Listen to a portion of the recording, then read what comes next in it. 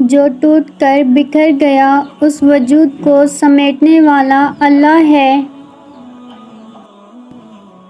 وہ کبھی کبھی ہمارے دل کو بے چین اس لیے کر دیتا ہے تاکہ ہم جان سکیں کہ ہمارا سکون صرف اس کے پاس ہے۔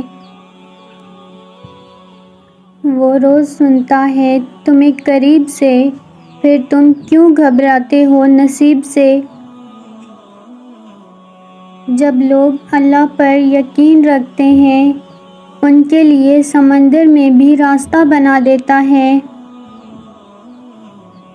کسی کی بے بسی پر مت ہنسو کہ یہ وقت تم پر بھی آ سکتا ہے۔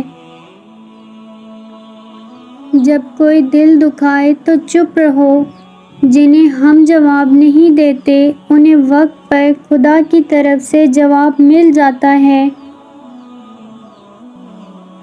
جب بندہ جھوٹ بولتا ہے تو فرشتے اس کے جھوٹ کی بدبو کی وجہ سے 1 میل دور چلے جاتے ہیں۔ کوئی خواہش ادھوری نہیں رہتی جب انسان سمجھ جاتا ہے کہ تھامنے والا صرف اللہ ہے۔ میرا رب ہمارے ویران دلوں کو قرآن کی محبت سے آباد کر دے۔ اللہ سب دیکھ رہا ہے، ظالم کا ظلم بھی اور صابر کا صبر بھی۔ اللہ بے خبر نہیں، وہ سب جانتا ہے، تم نے اسے کتنی بار پکارا ہے۔ بڑی عجیب ہے یہ دنیا، یہاں جھوٹ نہیں سچ بولنے سے رشتے ٹوٹ جاتے ہیں۔ نماز کی پابندی انسان کے تمام گناہوں کو شکست دے دیتی ہے۔ آپ جھک کر دیکھیں، اللہ کے آگے مل جائے گی محبت بھی، عزت بھی اور جنت بھی۔ کبھی کبھی کچھ نہیں بچتا ہمارے پاس سوائے خالی ہتھیلیوں کے، اور جس کے آنسو تنہائی میں رب کے سامنے نکلتے ہوں وہ پھر خالی ہاتھ نہیں لوٹتے۔ محبت اپنے بندوں سے کمال رکھتا ہے، وہ ایک اللہ ہے جو سب کا خیال رکھتا ہے۔ گرتے ہوئے آنسو اور خاموش دلوں کا صبر میرا اللہ کے سوا کوئی نہیں جانتا۔